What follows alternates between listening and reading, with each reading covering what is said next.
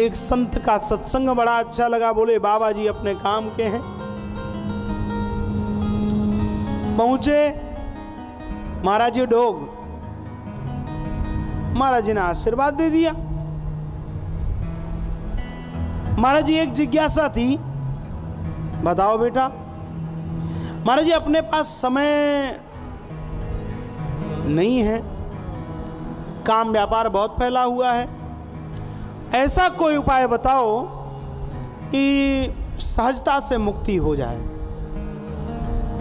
संत ने कह दिया बेटा एक सीधा सा उपाय है, मरते समय राम जी का नाम ले लेना, भगवान का नाम ले लेना। कितनी बड़ी बात। ओ महाराज नाश्ता कूदता सेठ जी अपने घर आ गए।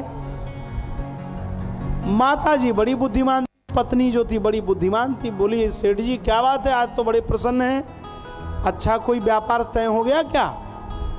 अरे देवी तू दिन भर माला जपती है, मंदिर में लाइन लगाकर शिव जी के दर्शन करती है श्रावण को, मुझे उपाय लग गया है, कुछ करने की जरूरत नहीं है। ऐसा क्या साधन लगा? मुझे गुरुजी ने कह दिया है कि मरते समय केवल राम जी का नाम ले लेना या भगवान का नाम ले लेना तो सेठ जी तेरी मुक्ति हो जाएगी और कुछ करने की जरूरत नहीं है। पत्नी हंसने लगी। पत्नी हंसने लगी तो सेठ जी की सिट्टी पिट्टी गुल। आप क्यों हंस रही हैं? पत्नी ने कहा सेठ जी पूरा मन केवल, पूरी बुद्धि केवल व्यापार में चलती है, वहां तो नफा नुकसान सब विचार करते हो। ये पूछा कि मरना कब है, मरोगे कब? अब तो सेठ जी की बुद्धि खुली, दौड़ते हुए गए संत के पास।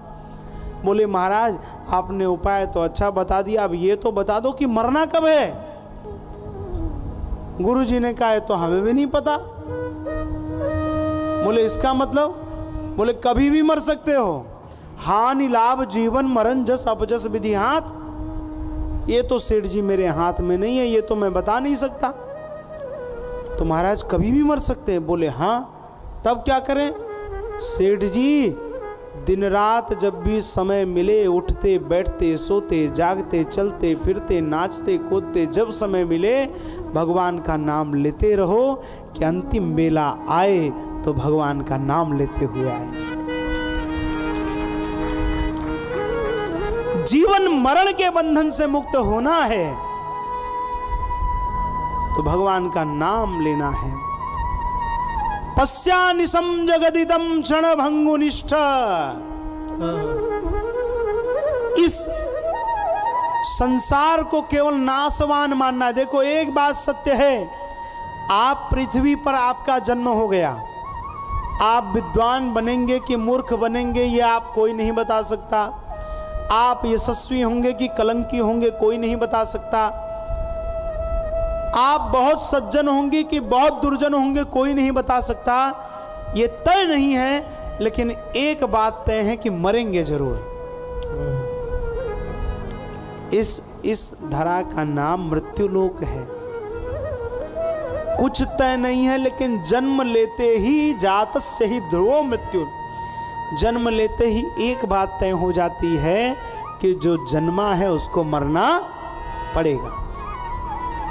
इसलिए पिताजी इस भाव से निकलते हुए ये ध्यान रखो कि शरीर मिला है, बड़े भाग मानुष तन पावा, सुर दुर्लभ सदग्रंथन गावा।